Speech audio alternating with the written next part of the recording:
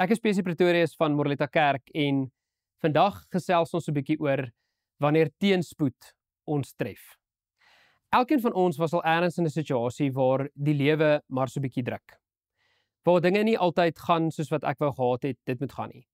Ons leef ook in 'n tyd in die wêreld waar geestelike uitdagings meer is as ooit. Want ons sien in die getalle en die syfers van mense wat bedruk voel of angs en depressie en vrees beleef, is eintlik besig om toe te neem. Ons moet eerlik vir mekaar sê, dit word meer.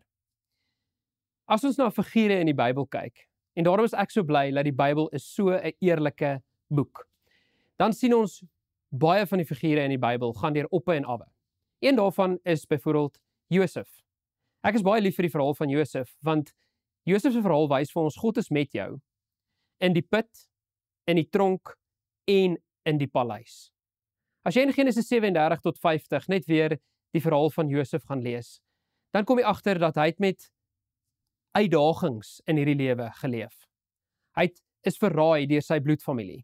Sy broers het hom in 'n put gegooi en wou hom eers doodmaak. Toe verkoop hulle hom in slawerny en hy moet die lewe van 'n slaaf gaan leef. Maar Josef wys ook vir ons dat in Genesis 39 vers 2 sê die Here, ek wil en sal altyd vir jou goed doen. God sê dit vir Josef terwyl hy 'n slaaf is. Wat net vir ons 'n hele ander beeld gee oor swaar kry en teëspoed in ons lewe. As gelowige kinders van die Here, kan ons uit Josef se storie leer, omdat hy volhard het in integriteit en in eerlikheid en in hoe hy God gedien het.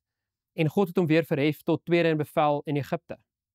Hy het eintlik die hele volk Israel kom red uit die hongersnood uit, want hy was getrou aan wat die Here vir hom gegee het en gesê het om te doen. Ons impak as gelowiges is eintlik veronderstel om te wees dat ons weet die teëspoed gaan kom. Ons weet die lewe gaan taaf wees. Maar tog roep die Here ons om 'n getuienis te leef te midde van hierdie moeilike tye. En daarom kan ons nie toelaat dat dit ons kan onderkry nie. Ons weet dat ons die ewige lewe behaal het en dis die prys wat die Here vir ons kom gee het. En ons kan mekaar help om selfs in moeilike tye mekaar op te tel en 'n verskil te maak in hierdie lewe. Mag jy die lig gaan leef in 'n donker wêreld en selfs al voel dit vir jou baie donker. Ons wil mekaar as geloofsgemeenskap en as kerke wil ons mekaar daarmee help. Daarom wil ek jou uitnooi. Skandeer nou hierdie kode en kom ons help jou in jou donkerste tyd.